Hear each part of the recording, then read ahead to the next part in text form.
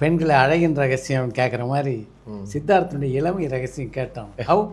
அப்படியே நானும் எத்தனை வருஷமாக பார்க்குறேன். தெரியல சார், என்ன பண்ணுறீங்க?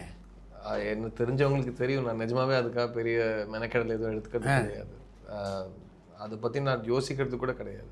அது பாவம் அமைஞ்சு வருது அது. ஸோ அதை ரொம்ப நம்மளும் ஸ்க்ராட்ச் பண்ணாமல் நல்லது. பாதி ஜெனட்டிக்ஸ் நான் நிறைய பேர்கிட்ட சொல்லுவேன். இப்போது இவ்வளோ வருஷமாக சினிமாவில் இருக்கும், நடிகர்களுக்கு இருக்கிற ஒரு வரம் இல்லையா, அது ஃப்ரிட்ஜில் வச்சுக்கிற ஆப்பிள் மாதிரி எப்போவுமே கொடக்கையே நிற்க வைப்பாங்க, நல்ல மேக்கப் போடுவாங்க, நல்ல க்ரீம் போட்டு தூங்க வைப்பாங்க, நல்ல கொஞ்சம் வேர்வை தெரிஞ்சாலும் கேமராமேன் கத்துவார் வந்து அந்த வேர்வையை கூட தொடச்சி விட்ருவாங்க. ஸோ அந்த மாதிரி அது அவங்க பார்த்துக்கிட்ட கேரில் இருக்குதுன்னு நினைக்கிறேன். என் கூட அதே டீம் தான் 20 வருஷத்துக்கு மேலே இருக்காங்க.